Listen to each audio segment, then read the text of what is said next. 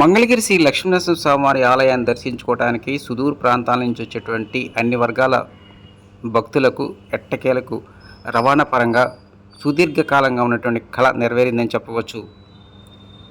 నిన్నటి నుంచి రాష్ట్ర ప్రభుత్వం ఎంతో ప్రతిష్టాత్మకంగా పానకాల లక్ష్మీనరసింహ స్వామివారి దర్శనానికి వచ్చే భక్తుల కోసం, అదేవిధంగా వైద్యపరంగా ఎయిమ్స్ హాస్పిటల్కి వచ్చేటువంటి పేషెంట్ల కోసం ఉచిత బస్సులను ఏర్పాటు చేసింది.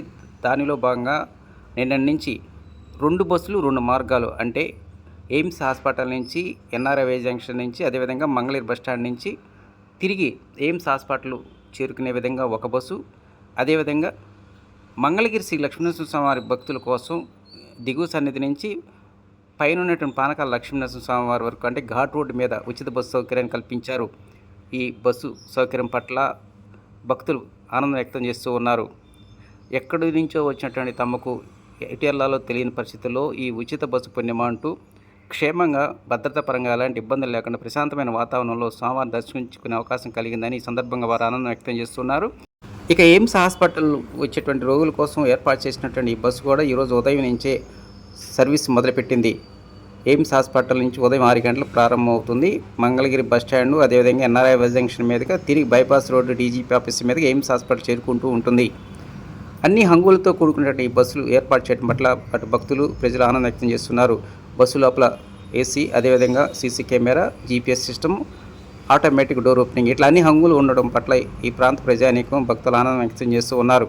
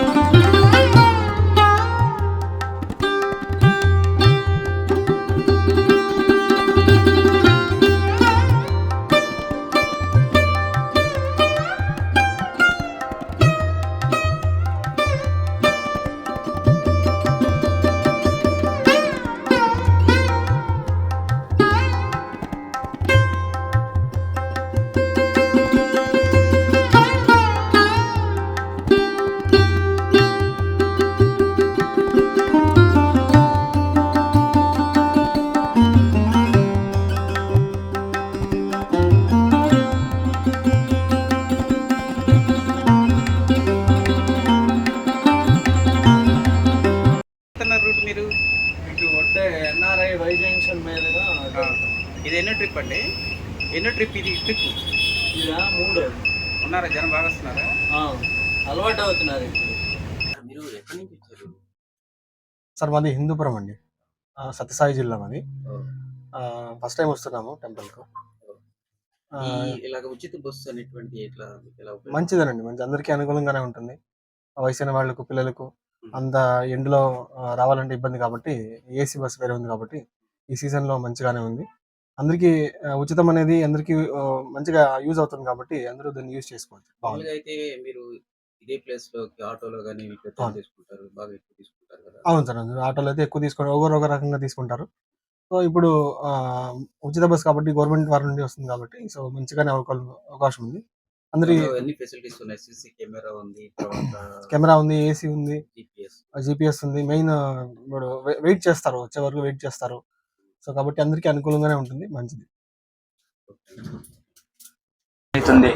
ఓకేనా? ఎట్లా అంటే ఇప్పుడు ఎంతో మంది కొందరు తెలియని వాళ్ళు వస్తారు, ఓకేనా?